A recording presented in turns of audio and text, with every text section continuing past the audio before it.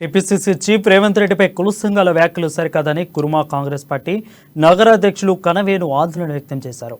నిజామాబాద్ జిల్లా కేంద్రంలోని కాంగ్రెస్ పార్టీ కార్యాలయంలో ఆయన మాట్లాడుతూ తమ పార్టీ అధ్యక్షులు రేవంత్ రెడ్డి యాదవులను కించపరిచేలా వ్యాఖ్యలు చేయలేదని, బీఆర్ఎస్ పార్టీ నాయకులు కార్యకర్తలు యాదవ సంఘం ముసుగులో అందరినీ గందరగోళంలో పడేసేలా కుట్ర చేస్తున్నారని విమర్శించారు.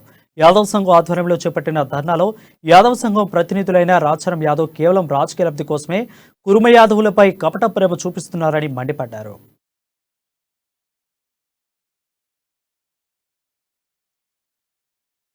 గొల్ల కుర్మల పేరు మీద రాజారాం యాదవ్ గారు ఒక ధర్నా కార్యక్రమం చేపట్టడం జరిగింది.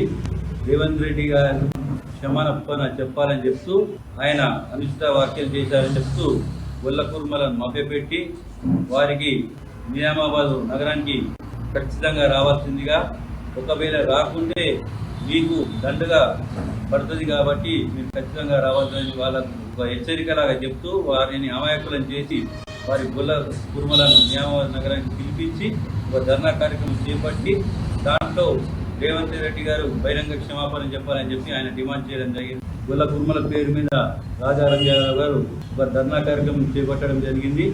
రేవంత్ రెడ్డి గారు